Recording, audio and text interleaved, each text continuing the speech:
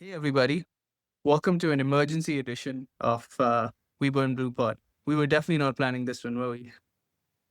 No, it felt a bit too soon, you know? Um, to be honest, I feel like I haven't changed that much since we did our in-person pod. Um, I wanted to maintain the euphoria of having done our first in-person pod and video recording. So I also haven't actually watched any of the games since then, um, especially considering the results. I was just in a very happy state. But I think, yeah, I think this has necessity written all over it. Yeah, safe to say you didn't miss much. And also safe to say that nothing went to my predictions. We basically have lost five in a row for the first time without scoring a goal. Sorry, five in a row without scoring a goal for the first time ever since the year the Titanic sank. So we're making history in all kinds of unwanted ways, isn't it? So, so basically, you're saying don't get on any cruise ships anytime soon, yeah? Yeah, you know it. And speaking of someone who had to take a walk off the plank, Rosenior's out, man. What do you make of it? Honestly, like you obviously, like you said, you haven't been watching the games. I have. I have my views as well, but I want to know, what did you think when you first heard this news? I actually think this was a good decision, which some people might be surprised to hear. Um, I think a while back, we had tweeted that, if he doesn't beat Port Vale, for instance, he was looking at becoming just Graham Potter the second. And that's basically what's happened. He beat Port Vale, right? Got us through. But since then, it's been terrible in terms of performance, in terms of the motivation levels. We spoke about this in the last pod that is it like a lack of wanting to play for him? Uh, or like, his system? Or is it just general fatigue that has set in and it's caught up with us from the Club World Cup? And I would say it's a bit of from column A and a bit from column B. I'm still of the impression that we anticipated this like last July or August, whenever it was that we won the tournament. We were like, yeah, but this is going to catch up with us in March, April, May. And that we're still seeing that. But you can't deny that there is an element of him getting like not getting enough out of this team. So I think, you know, from my position, not having watched the last three games, um, I think it's the right call because if if we're believing what we're told and he's actually not able to drive this team and the senior players are falling out with him, um, this ownership is banking on getting Champions League. I mean, they're banking more than most, given the recent narrative that's surrounding the club. So they need to act fast. So in that sense, I tend to agree with the decision. I mean, yeah, you've hit a lot of points there. I think for sure he lost the dressing room. And honestly, it wasn't a surprise. I was watching the Brighton game, and I wasn't actually like actively watching it because it was 12:30 by me, and I was just like, look, we're not in the best of form. This is not a game. I've been quite sick after our trip, so I was also not in the space to like stay up and watch a game. But I was like awake and like just casually like following along, and I saw that we conceded so early, and then there was a clip, like a gif of him during the game, and he had this death stare on him, man. Like he not even that, like I wouldn't call it a death stare like where he was staring someone down. It was like a death stare where he looked like he had no idea what to do. He was basically flat out. And I think I've been seeing this more and more every time we've gone down. He's looking like a man who doesn't know what he's got to do to get this thing to turn around. And yeah, I think when he came out after the match and said it's on the players, this was indefensible and everything, I think that's the moment he just basically was like he sealed he sealed the he sealed his own destiny, man. Like, because you go back to what it was 15th April, like not even 10 days ago, where Iqbali was talking about the need for continuity. And yeah, we see him doing well and the results going his way. But honestly, man, like I think the moment I go back to that. The moment PSG he played Jorgensen, he killed himself. And it's also funny. We talked about a lot of things, right? We talked about how like as he's gotten more time with the team is when form has dipped and like results haven't started going our way. All these things are true. And I think now it's you mentioned Champions League.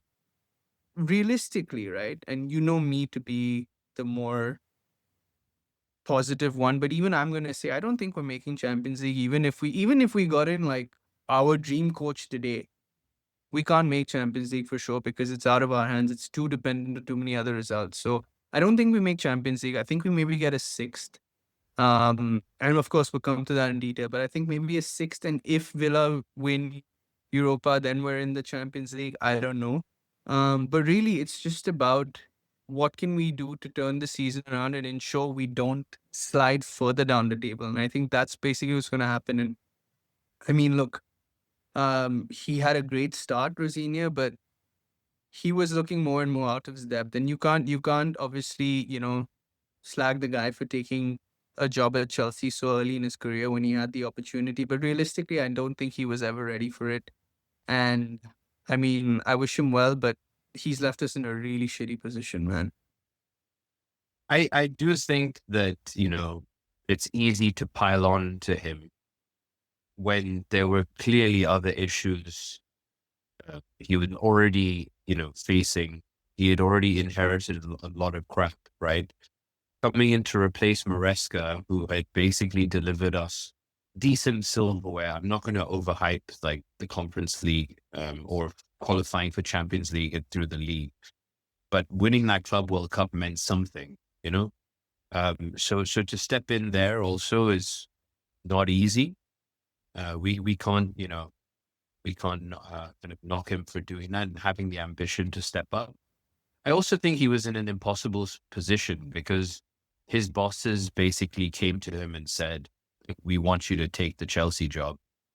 And what's he supposed to do? They're already his bosses at Strasbourg. Like, where is he going to go from there? This is the job he's kind of been waiting for, right? You go to Strasbourg, you take over. I can't remember how long he was there for, but then the idea is eventually the opportunity at Chelsea comes up. Okay, fine, it landed a bit early.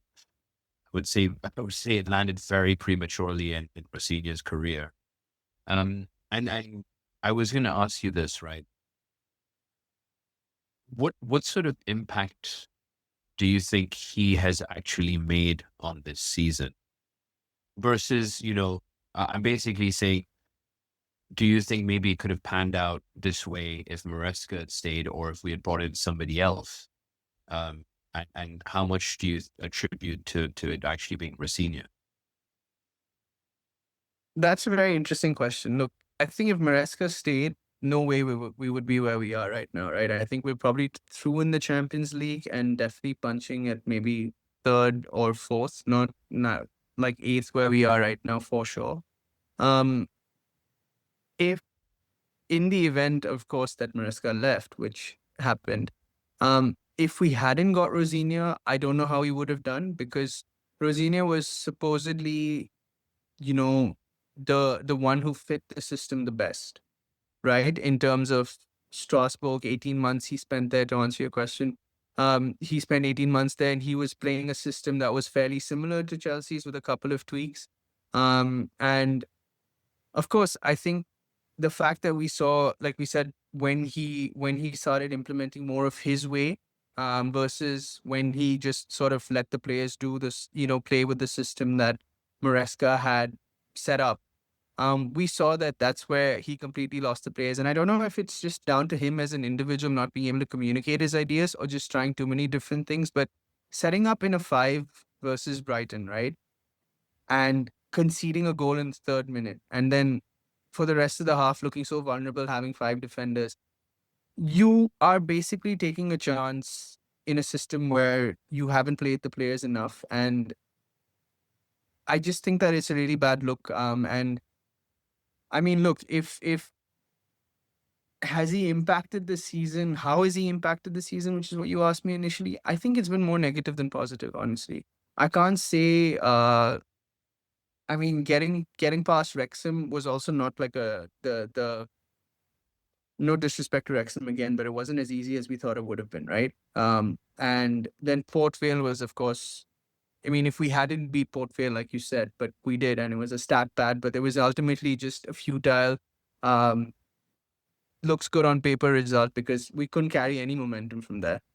And more than anything, he just showed that he was not capable of actually coaching and bringing the best out of these players, except for João Pedro, who got 12 goals in under Rosenior. I mean, everybody else seemed to just be at their level. If they actually, they may have gotten worse in some cases. Um, so I don't really think that he had much of a positive impact. And uh, I don't usually hate on people, and I'm not hating on him, but I think like, okay, look, it's done. Um, it's unfortunate he had to go out so quickly, but now that he's done, we just need to hunker down. I don't know how much McFarlane's going to be able to do, but I think it's more a case of at least McFarlane will have the players playing for him, versus Rosenior, who clearly they were not like, they the fact that you had Enzo and Cucurella question him so publicly, the fact that I mean all the decisions just added up, right? Like I think I mentioned this to you, or I tweeted about it, or I definitely thought it and expressed it to some people before the Brighton game. Like you've dropped Enzo Fernandez for 2 weeks. You've dropped him versus Man City. And you've had some other people captain the team. You've effectively said he's no longer in leadership. And then versus Brighton, he's your captain. Like you're looking like a fool at this point. You know, he just screamed of someone who was undermining himself with his decision. So I don't know, man. Like, do you feel like he could have done anything different, or like are we just where we are and it's yeah, this is how it was gonna play out? I do think there are quite a few serious mitigating factors. One thing which he inherited was this whole discussion of who's actually picking the teams, right? Because one of the reasons Maresca was let go, apparently, was because he was disregarding the advice from the fitness team and the physios, the medical staff. Now, some of the decisions on substitutions, starting 11 that Rosenior made, they look dubious to you, and I wonder. I'm just connecting the dots here, right? I have no basis for this. I'm just saying he's come in and he's seen the previous guy get sacked, right? For so reportedly for one of the reasons being him not adhering to strict guidelines on playing time. So if Rosenior says, fine, I will just play who is available, right? It can't manifest this way where there's a lack of cohesion in the squad because he's just managing minutes. So I think, okay, that is one of the mitigating factors. Of course, coming halfway through the season, I mean, Graham Potter and Rosenior, honestly, they didn't get a fair shake of it because neither of them have had a preseason with the squad, right? But what I will say is during the season, you know, you're getting a chance to play week in, week out, sometimes twice a week at Chelsea, right? So fine, maybe you don't have as much time to train, but your learnings are done on the pitch. I don't think he overall raised the standards. Um, I actually think he let the standards drop. So it's two very different things. Whereas with Maresca, we were seeing what I would say is an average of slow progress, but at least it was progress, right? Um, with Rosenior, I think he let the standards drop at the club, and we paid for that on the pitch as a result. So I think yeah, that's kind of my perspective. We were all saying, when we let go of Maresca, bring in somebody with experience because that's what and a mature head because that's what this squad lacks, right? They didn't do that. They brought somebody else who needed to learn some of the lessons that Maresca had already learned, right? But we went through that whole thing again of being, lackluster or placing in both boxes. But, when we created chances, when we had counter attacking opportunities, we were not ruthless enough. that's something that Maresca had built into the squad, but you could see us kind of degrading the more we played under Rosenior. So yeah, I think it's a question of Rosenior clearly not being mature enough for the job. Um, and I asked myself, I had a discussion with somebody offline about this of would they wait until the end of the season? Because at this point, like you said, there's so much out of our control. It's a write-off. And I thought to myself that, look, given the financial context, the financial narrative that's been coming out of the club for the last, like, let's say, week or so, I figured there's probably not any money in the budget to let him and his team go. So they'll probably sit with him until the end of the season, kind of begrudgingly. And then they would say, the narrative of, oh, but we're sticking with Rosenior. He's a young manager. He fits the profile of what we want. We back him and we want to be consistent and have this, stable growth at the club. But then, you know what? Fair play. Like everyone can see that he was not the guy. So you can at least commend the board for letting him go. Unfortunately, that probably leaves us in a worse off financial position as a result. I don't know what it's costing to let him and his team go, who's sticking around, who's leaving. But yeah, how do you think his sacking kind of plays out now in terms of the financial context? Yeah, I think that was already answered. Initially, they were saying he has a 24 million payout, but then there's a break clause apparently, which means he only has to get paid 4 million. So his payout is 4 million effectively. Um, I do think that I think 100% they were going to do what you said, which is just stick with him, even though the results were going bad. But I think more than anything, it became quite apparent that he doesn't have the players on his side, and sticking with him would not have actually yielded anything even after, even if he had a preseason, because he was not able to win the respect of the players.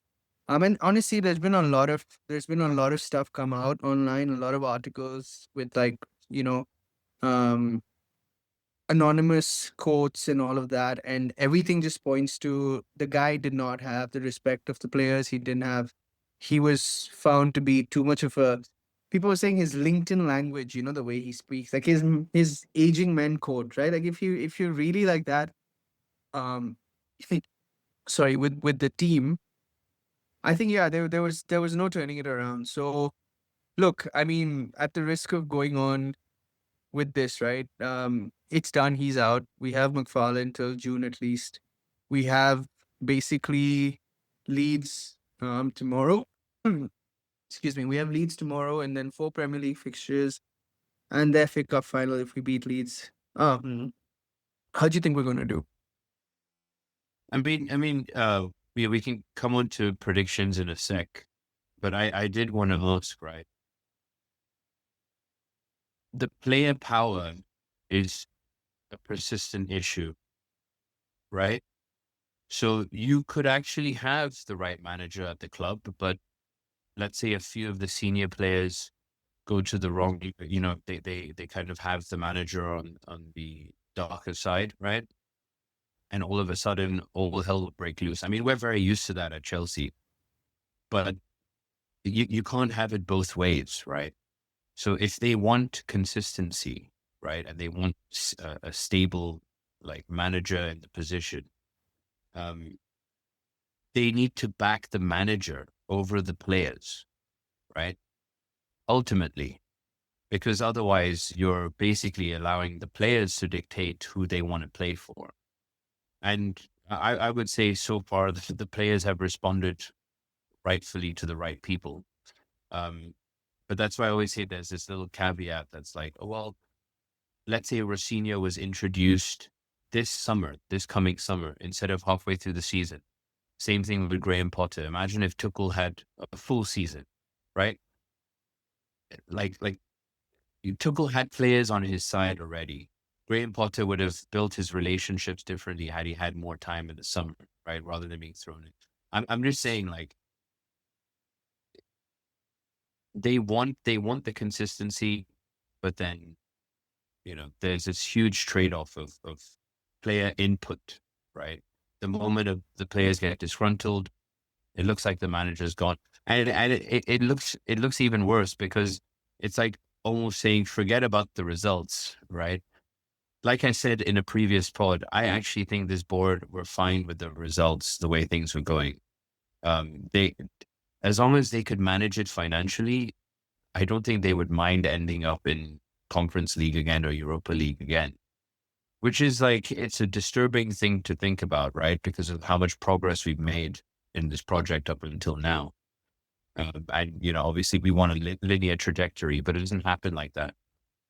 But I think they would far sooner keep the manager as long as the players are on side, right? Rather than the results being the dictator.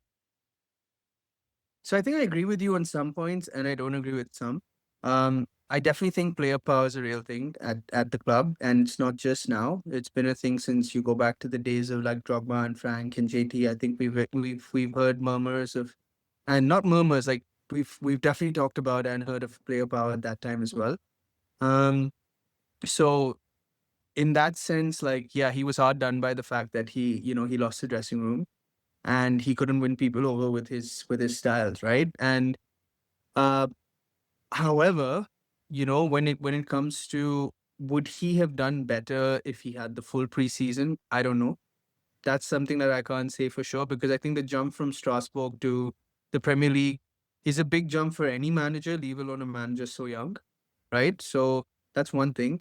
And I don't think that the board and the ownership would have been okay with a finish that wasn't in that linear trajectory you spoke of. I think they wanted us to like when we talked about this, right?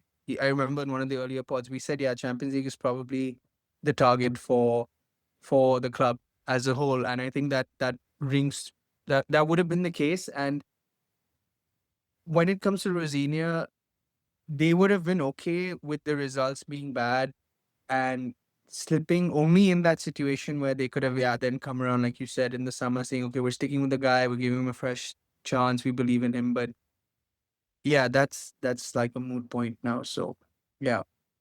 But that's exactly what I mean, right? The determining factor here was the players. So, like I say, you can't have it both ways. But this ownership seems to run the club thinking, they can have their cake and eat it too. But yeah, we can come on to that in another pod, maybe in our assessment pod at the end of the season. But now, like you said, that leaves us in a, well, it depends on how you look at it, right? There's many perspectives. It's precarious only if you care about where we finish. So you should, um, maybe let's start with the predictions then. So how do you think this Leeds semi-final goes at Wembley? I think I'm gonna stick with we're gonna beat Leeds. I think the bounce back is gonna be real. Um and I mean just very quickly, I think the only fixture we probably lose in this is Liverpool. And I think we're unbeaten in the rest. So we beat Leeds for sure. And then in the again, the finals down to who comes, I can't really call that. But Premier League fixtures, I think we only lose Liverpool. That's it. Like as a recap for me, and it doesn't really do much for our league position. I think we're just gonna be able to secure sixth at the max. There's no way we get fifth. If we get sixth, then things work out in our favor. We're in the Champions League. Otherwise, it's Thursday night football for us next season. Okay, I mean, nice and succinct from you. It is worth noting that Rosenior did get quite the bounce, right, when he initially took over. But I think in hindsight, we can say that's probably to do with the players, you know, initially kind of getting that zhuzh of energy from a managerial change. And like we said in the previous pod, Rosenior having more time. We were joking about it, but now it seems to be the general consensus is the more time he's had, actually, the worse we've looked. So I do also think we beat Leeds. I think McFarlane will probably lean on his leaders in the squad to carry them through. in the Premier League, I'm not sure we will have that same sort of impetus, considering how far we've fallen. It feels like we've fallen very far, right? Maybe it feels more than it actually is. But I don't see us. I'm gonna, you know, it's a bit late to say this now, but I'm gonna retract the Champions League prediction of fifth place. I'll be surprised if we finish in the top six altogether. Um, so yeah, it's not looking great when also you're predicting, it's pretty much out of reach, and sixth is right, like you say, it's out of our control as well. So not looking great. Well, one thing I did want to mention was I really liked when Rosenior first took over and he was playing our central midfielders closer together, uh, and trying to pick his way through the opposition. He seemed to have created a few new combinations which had unlocked a few players. Um, the issue is, and again, this speaks to his inexperience, right? Tactically, when playing at the Premier League level and Champions League, teams take less time to figure you out. And it was clear that we were going to get exposed on the counter and specifically in the flanks. And no matter what he did to try and change the approach, we just could never find the right balance. And I think he just got further and further lost into his own ideas. And it's the same thing with Potter. Again, I'm seeing a lot of similarities between them. Initially, you can kind of see where they're trying to take the team, but then once they get exposed, they try things which don't make a lot of sense to people. And if those don't work, they continue to take more and more risks rather than maybe defaulting back to something more basic, right? And then, when they do eventually, let's say, even default back to something basic, it's like all of the cohesion is gone on the pitch, you know? By then it's too late, whatever they're trying to do. I have, like I said, I haven't watched the last three games, but I've watched all the other games before that, and I've watched the highlights. Um, in the recent sort of 2 months, you can tell like the essence of the game plan is gone. There's no coherent effort one way or another. Um, he can have a primary game plan and know, okay, these are my backup options, right? Like for instance, if his game plan is to pick his way through an opposition, focus on central areas through the pitch, but it's not working, he also should know his next two backup plans, right? But this is why I say, uh, one reason could be that he was out of his depth, and I think that's the case, and his immaturity as a manager at this level. The other thing is, time with the squad to really understand uh, what everybody's strengths are and what his preferred style is with this team. So that's my caveat with that whole conversation of, well, maybe a preseason would have helped, but this is where we're at now, and I think it manifested a lot particularly in our possession play, because it really opened us up on the counter. We suffered from that. It really had a hit on our confidence levels every game. Yeah, no, definitely. I think, yeah, he just, like you said, he didn't really seem to have answers to what teams were doing and when, like, or how to react. Like with Maresca, we used to say that his in game, his reactions to opponents tweaking things were not always the quickest, and sometimes it took like a whole half for him to understand. But with Rosenior, that wasn't even happening, man. Like the last few games, like it's just been like it's gone from bad to worse. And I mean, the other thing is, right, like there is this one thing to say that our XG has been really, really good. Um, something we talked about, right? Like when I told you I ran the Gemini model to see where it predicted we would finish. One of the things it says was that our XG is so high, we probably regressed to the norm with that. That hasn't happened. It's the XG wise, we should have won all our games, right? Except Brighton. I mean, Brighton was really, really poor. Like, I mean, 0.04 XG in the first half. Like, that's how bad it was. You know, uh, except for that game, I think we did also suffer from a fact that we were not able to be clinical. But yeah, I don't know, man. Like his even if his system had us with with a high XG, like playing with a high XG, we were really looking exposed at the back. He wasn't able to solve that. Like you think about when Tuchel came in mid-season, the first thing he did was prioritize defense, and that's how he went on to win the Champions League, right? Like he basically showed up three at the back, made sure our defense was solid, and we were good. So yeah, I think that's where we are. Like I said, sixth if we're lucky. We finished there. FA Cup, it's not really in our hands who we get in the final if we even get through. In terms of who's next, there's a lot of names. I know you rate Iraola and he's out of a job, so and he's one of the favorites apparently. But what do you make of all the people being linked? And is there anyone you would like in particular? No, I I actually don't really have any picks. I mean, Iraola, I guess, would be nice, right?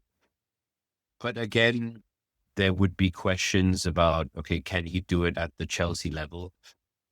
Obviously, the truth being that the Bournemouth level and the Chelsea level are a lot closer than they maybe were when he first joined Bournemouth, right?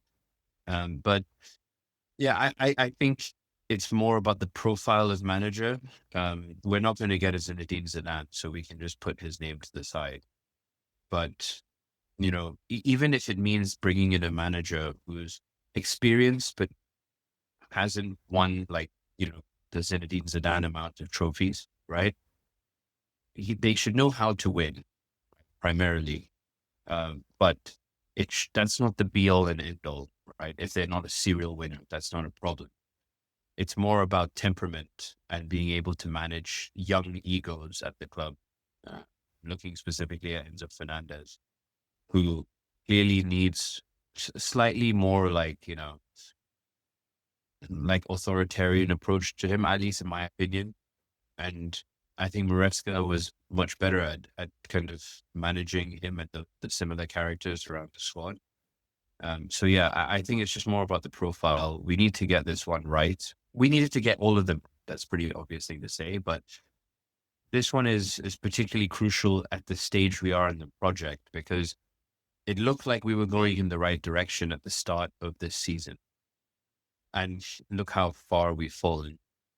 And maybe after you kind of give your take on who could potentially be in the seat and who you would like, you can also kind of tell us, was winning the Club World Cup worth it?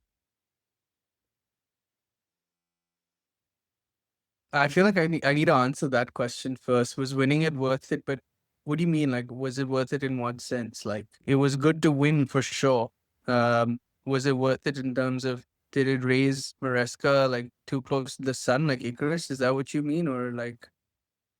I mean whatever you want to mean. Yeah, Like no, it's I an mean, open-ended question. So no, so okay, yeah, like well, look, there are so many trade-offs, mm, which we've mentioned quite a few of them, over the season, right? But particularly in the last few months, this year, since Maresca's changed. So what's your kind of overall? You know, we have the benefit of doing a podcast, right, about the club, and we can talk in hindsight all we want, right? Because who are we, right? So I what's your take now that we are where we are? I'll still take it because I think it's worth it to be the only club that's won everything that a club can win. So nobody can say that. Like, not even a But Barcelona can can I say they've say, won like, everything. nobody else can say that, but these guys still missed out on a huge commercial opportunity to cash in Look, on that, that right? that that is that. See, the business and the ownership. As much as I want to talk about that, I don't think we have. Like, that could be like a 2 hour long episode, and I know people feel like our discussions are long enough as is. So that's gonna be like a really long one. So let's not get into that. Suffice it to say, yes, I think it was worth it. In terms of the names, I'm just gonna go through the short list that I've read. I mentioned Iraola. Yes, he seems good on paper. Bournemouth's actually ahead of us on the table, so you might argue it'd be a step down for him. at this point in time. But I don't know. I don't know how much. Like, I think apparently he wants to go back to Spain. I don't know how he'd work with the players. I don't know too much about him except what he's done in Bournemouth, and he seems pretty tactically astute. He's been able to get the most out of a young squad. Bournemouth lost a lot of key players, but they're still doing really well. So that says something about his approach. We've got Marco Silva being linked. I don't really rate the guy from Fulham. I think he also has a bit of issues with ownership and that sort of thing. So for me, he's a no. Oliver Glasner, another person you rate for his tactics, but I think it's a clear. There's no fit clearly because he really has issues. He's not lasted more than 2 years in most of the clubs he's been because he always has friction with ownership. I think that's it. That automatically disqualifies him. And then you have some of the names from across Europe, right? So these three would be your Premier League experienced managers. Then you got Xabi Alonso, who's out of a job. Obviously, great player, but I don't know if how he do as a manager. He did well at Leverkusen, Invincibles, Madrid. Couldn't manage the egos, so you've got two sides of the coin there. Lampard's name is always discussed, but I don't know if he'll want to leave Coventry after. I don't think he'll do them like that. And also, it'll be like the third time he's coming. He's already experienced the ownership. I don't know if he wants to do that again. Fabregas, Como, doing really well, but he's apparently a part owner there, so I don't know if he'd want to just disrupt the club like that. But he has got them in fifth right now, so yeah, there's that. And then there's Felipe Luis, who was apparently close before Rosenior got the job. He doesn't have a UEFA specific coaching license, but I think there's a way to get around that. Um, Very highly rated for what he was doing at Flamengo before he got sacked. I haven't really seen how his team play. I know we played versus them in the Club World Cup, but I don't really remember too much of that. So honestly, I think for me, I would really want someone like a Cesc Fabregas just because he was great as a player, and from everything I read, he's doing a lot of good things with Como, where he's able to understand and take the best of his experience from the different clubs he's been to set them up well going forward and at the back. And then Felipe Luis also is really highly rated. I wouldn't take. I don't know if out of the Premier League managers, probably just Iraola I'd go for. But at this point, like you said, it's about getting the right person for the long term project. I don't think we can attract any big names. Um, Even though the briefings have been coming out that look, the ownership now realizes that you can't just build a squad with young players. You need to go for experience, and even with the managers, right? Like maybe we need more experienced managers. The fact of the matter is that winning managers with pedigree are not going to settle for a yes man role.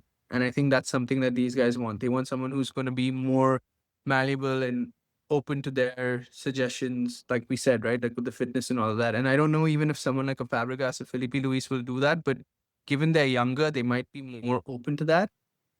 Um, but yeah, I don't think you get the likes of Zidane or Xavi or any of those bigger names. Yeah, at this point, like that's just what I have.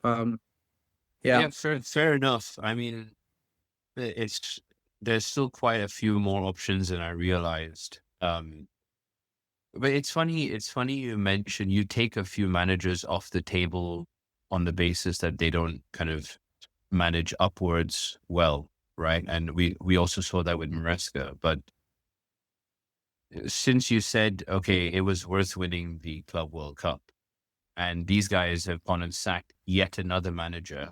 Not only that, he hasn't started the season, nor has he finished it, right? So doesn't it like kind of mean that, okay, why don't you just put the best person, but the best manager you can get on paper in the roles? It doesn't matter how they manage upwards or whatever it is. If you're going to sack them, you're going to sack them. Like these guys are clearly not. They're not actually sticking to what they're saying about keeping people in the role for a long time. At the first sign of adversity, they're getting rid. So I'm like, look, if somebody like Oliver Glasner, and I forget the other manager you mentioned, who's, let's say, temperamental, right? Marco Silva. Yeah. So Marco Silva, I'm not sure I rate him like, as highly as Glasner. Both have done really good jobs with limited resources because Fulham and Palace they operate mainly on trying to get players locally, and Palace has a really good like deep scouting network, budget friendly, right? That for me means like these managers should at least be adaptable enough to change, right? And deal with new problems. I'm not saying they're going to manage upwards well, but they're never going to last longer than 18 months. So, I mean, what do you have to lose, right? And I would rather bring one of those guys in who have managed at the Premier League level, who understand what it is to kind of look. They're already managing in London, right, as well. So I would rather bring those people in than go for a Felipe Luis or Fabregas, who are doing great jobs, right? I'm not going to discredit them. But again, it's this question of, yeah, but can they do it in the Premier League? And do they know what the pressure is going to be like when, they come and take over at Chelsea? Because these are the same things we asked about Rosenior. These are young guys, right? Again, I don't know the full track records and histories that these managers have, but eye test tells me, like, I know Marco Silva's been around a long time, right? He has the experience, at least. He maybe doesn't have the trophy winning side of things, but Glasner seems to have both. So yeah, that's kind of my take on it.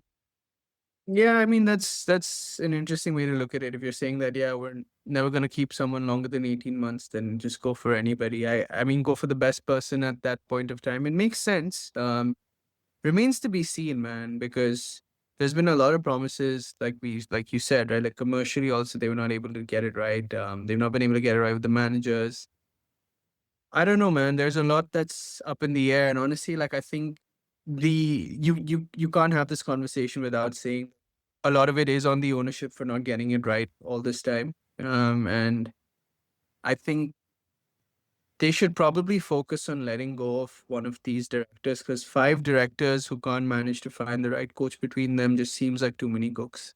Um, and I think that's probably one thing that a lot of fans would want. Of course, the protests and all were happening, so I don't want to get too deep into the business side of things and the directors, but there is a lot on this ownership as well, and I hope they get it right. I really hope they get it right, because this season was looking really good at one point of time, and it's ending on a pretty like it's ending on a shit note. I mean, for all intents and purposes, unless we're able to actually pull out an FA Cup, which would be something, right? And yeah, we need to get the next managerial appointment right. Who it is, I guess we'll come to know closer, but it needs to be the right person for sure. Yep, absolutely right. This one just has that feeling that it's more pivotal than the other ones, just because if with Maresca, with Rosenior, there seemed to be a little bit of margin for error, you know. But like I said earlier, it's we're at this critical stage in the project. The term they're using for purchasing our club. Um, yeah, we're at this critical stage. It's a turning point, I think. So there's no limit to how far down we can go. I mean, we've seen what happens to clubs who essentially take their eyes off the ball or don't make enough of the right decisions. Spurs going down or potentially going down, right? Is it's a slight indicator. So yeah, we should all keep in mind that it's clearly a tough time also for the players and the backroom staff and all of that. So it's really important now more than ever to be a positive supporter. Something I find very difficult to do. But yeah, I think now that the change has been made, right, which a lot of people are asking for, we just need to back McFarlane till the end of the season. And then as usual, we hope for the best and then prepare for the worst. You can take it away, Prashant. Yeah, you're right. It's been tough. I think you said on one of our earlier pods you talked about apathy. I think there's a lot of apathy amongst the fan base, and that's a really bad place to be.